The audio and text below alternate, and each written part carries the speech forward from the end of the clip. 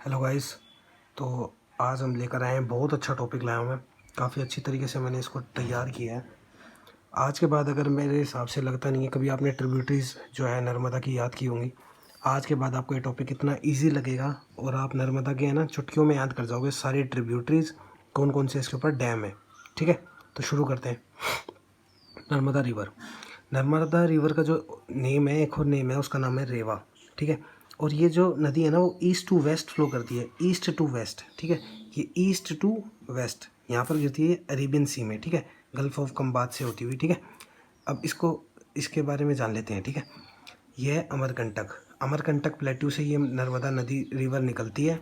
Near कहाँ, तो Anuppur district है जहाँ से ये निकलती है। हमने मान लिया जी ये रहा मध्य प्रदेश। ये 3 स्टेट से निकलती है, एक है मध्य प्रदेश, एक है महाराष्ट्र, एक है गुजरात।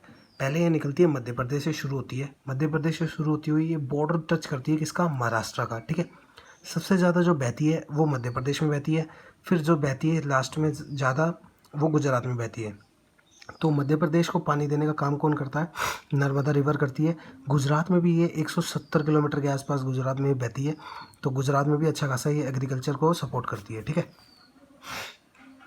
अब देखो, और फिर ये यहाँ गल्फ ऑफ खंबात से होती हुई अरेबियन सी में गिर जाती है। अब आ जाते हैं हम इस पर मेन जो मैंने तैयार किया है, वो तैयार बताता हूँ इसकी क्या किया है मैंने इसकी ट्रिब्यूटरीज तैयार की हैं। एक है राइट ट्रिब्यूटरीज, एक होती है लेफ्ट ट्रिब्यूटरीज। ठीक है, देखो ये इतनी सारी हैं वैसे तो, देखो। ठीक है, इनको देखने की ज़रूरत नहीं है, बिल्कुल भी मत देखो चाहे देखना है। ठीक है, अब मैं बताता हूँ कैसे याद करनी है। ये है जी लेफ़्ट ट्रिब्यूटरीज़। कौन सी, लेफ़्ट ट्रिब्यूटरीज़।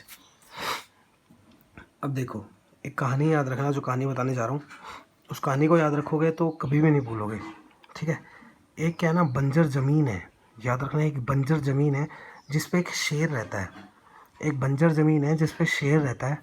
अब शेर है, शेर मांस खाएगा, दूध वगैरह तो पिएगा नहीं, तो हमने उसको दे दिया दूध। अरे शेर है, कम से कम दूध में शक्कर तो डाल दो। तो ये चीज़, 4 चीज़ें यहाँ से याद होती है। बंजर ज़मीन पे शेर है, शेर मांस खाता है, दूध तो पीता नहीं है, तो उस दूध में अगर दे भी रहे हो तो उसको उसमें शक्कर डाल दो। ठीक है, तो ये यहाँ से आपकी 4 याद हो जाती हैं, बंजर, शेर, दूधी, शक्कर। ठीक है, अब अगले पे आते हैं। ये 4 ट्रिब्यूटरी से आपको याद हो गई। अब अगला बताता हूँ। अगला क्या है कि आपको रोटी बनाने जाना है रसोई के अंदर। अब रोटी रसोई के अंदर बनाने जाना है तो सबसे पहले कौन सा काम होता है, सबसे पहले काम होगा जाने का, गो। आप जाओगे, गो। उसके बाद दरवाज़ा बंद है तो भाई कुंडी भी खोलनी पड़ेगी आपको। आपने कुंडी खोली, दरवाजे की कुंडी खोली, आप अंदर गए। अंदर जाने के बाद आपने आवाज़ लगाई, कितने जनों की रोटी बनेगी। जन देख रहे हो ना, जन, कितने जनों की रोटी बनेगी। आपने बोला कितने जनों की रोटी बनेगी, वहाँ से क्या आया, करजन। ठीक है, फिर आपने उठाया तवा, पर मम्मी ने क्या कहा, भाई बड़ा तवा मत ले, छोटा तवा यूज़ कर। आपने यहाँ से छोटा तवा उठा लिया। अब आपने आटा गूंदा तो उसके लिए आपको क्या चाहिएगा, जल, पानी चाहिएगा। तो यहाँ से याद रहेगा आपको कंजल, कंजल, जल, कंजल। ठीक है, और गंजल, और ये कावेरी आप अपने हिसाब से याद कर लेना। ये होगी आपकी सारी की सारी लेफ्ट ट्रिब्यूटरीज जो नर्मदा की हैं। वापस से बताता हूँ। एक बंजर ज़मीन है, उस बंजर ज़मीन पे शेर रहता है। शेर भाई मांस खाता है। आपने उसको दिया दूध, दूध में, अब ये शेर है तो उसको शक्कर डाल के दो भाई, मीठा दूध तो दे दो कम से कम। ठीक है, इधर से आपको बनानी है रोटी। सबसे पहले आपको जाने का काम करना पड़ेगा। दरवाज़ा बंद है, कुंडी खोलो, अंदर गए। तुमने बोला कितने जनों की रोटी बनेगी, कितने जन। फिर आपने उठाया तवा, मम्मी ने बोला छोटा तवा यूज़ करना है। उसके बाद आपको आटा गूंदने के लिए चाहिएगा जल, गंजल। ठीक है, फिर आप कावेरी, ये आपको याद कर लेना है। ये थी आपकी लेफ्ट ट्रिब्यूटरीज ऑफ नर्मदा। अब हम बात करते हैं राइट ट्रिब्यूटरीज ऑफ नर्मदा की। यहाँ से देखो है तो ये कितनी, 1 2 3 4 5 6 7 और ये लास्ट 8। मैं इसमें आपको 4 से 5 याद कराता हूँ, और 2 3 या 5 3 बचेंगे तो वो आप याद कर लेना। कैसे, देखो, 10 धोनी, 10 धोनी, 10 धोनी। धोनी आ रहा ना, धोनी वाली sound, MS Dhoni. MS Dhoni क्या है, आदमी है, मैन है।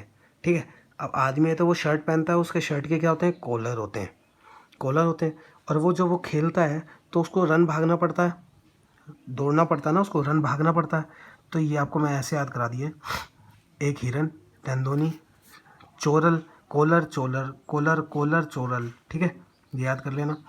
और ये मैन है, उरी आपको याद रह जाएगा, हथनी और ओसांग जो है वो आप याद कर लेना। ये लेफ्ट ट्रिब्यूटरीज थी, ये राइट ट्रिब्यूटरीज हो गई।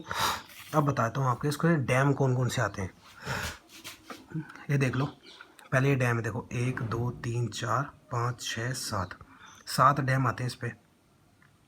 अब आपको याद कैसे करने हैं, आपको याद करने हैं ऐसे, कैसे, आपने लिए एक फ़ोन, मोबाइल फ़ोन, अब उस मोबाइल फ़ोन में सिम भी डालोगे, आप सिम डालोगे ना, और सिम जो लेगा, सिम जो सिम लेगा ना, सिम जो लेगा, लोगे तो फिर एमबी भी डलवानी पड़ेगी उसमें, एमबी, सिम जो एमबी, मतलब सिम ली है तो भाई सिम जिसने ली है वो एमबी भी तो डलवाएगा।